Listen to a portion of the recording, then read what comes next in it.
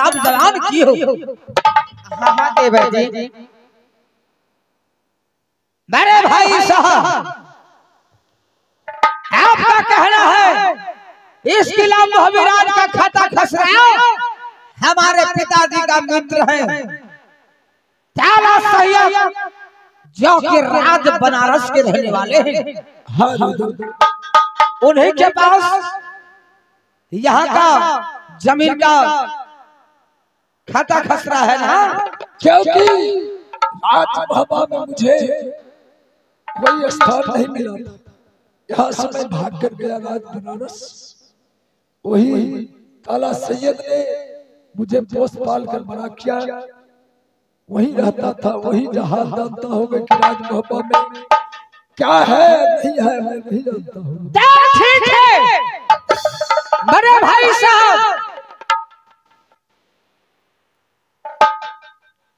चारों चलते हैं दोनों भाई राज बनारस की ओर और चलकर पता लगाते हैं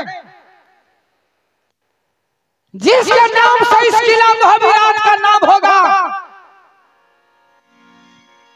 वही ये राज मुहब्बा पे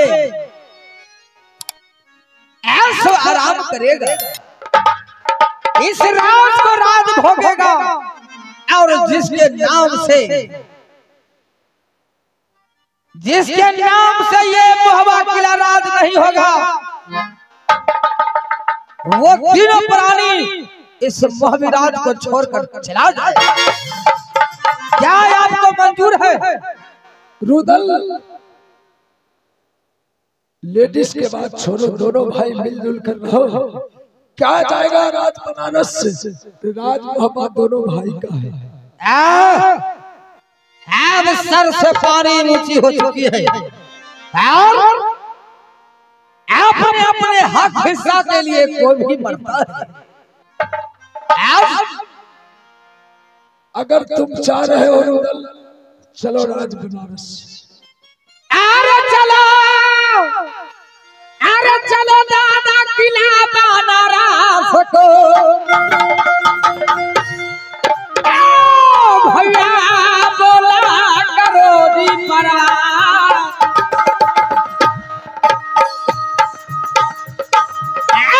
जतरा बना लो रे राज बनारस को। भैया सुनो आल्हा जी ने कहा चलो चलो चलो रे राज बनारस को। धर ले राजा बनारस के, रुदल सुन ले बात हमारी। अरे पतिया धर ले राज बनारस के, रुदल सुन ले बात हमारी।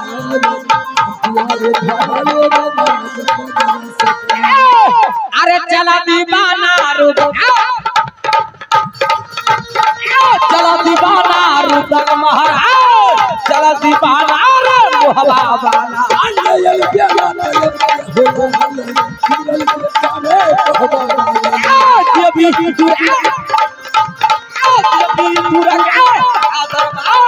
चला पौर हमारे मुहब्बा वाला।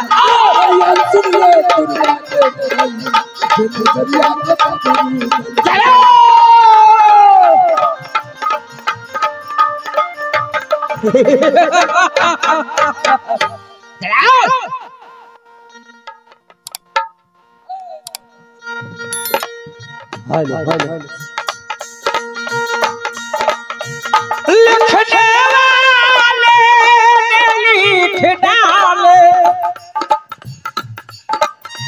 लिखने वाले लिख डाले, जीवन के साथ छोड़े आशा होने गुजाराए दिन रे गए कोई।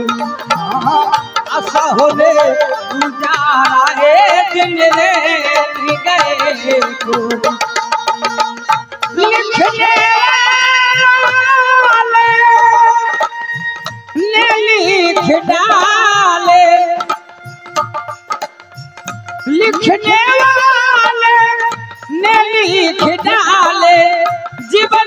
साथी बिछोरे आशा होले दूर जा रहे दिल रे मिल गए कोई आशा होले दूर जा रहे दिल रे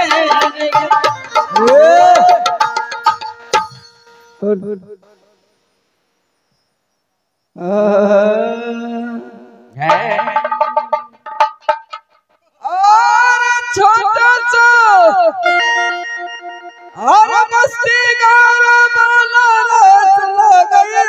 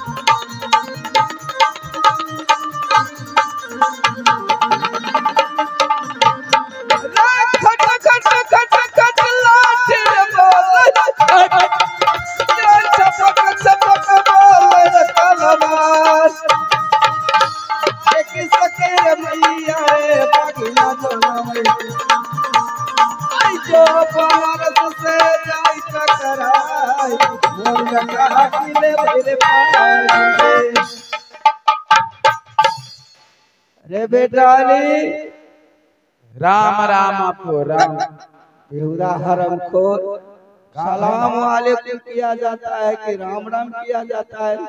तू सलाम मोहम्मद नहीं है क्या? हमें में यहाँ छिए कि तोरा नहीं तो मोहम्मद छी। ए अली की बेटा तुमको बेटा क्या है? देखो कमीना हमें कहलिए तोहर बेटा छिया बोला अबू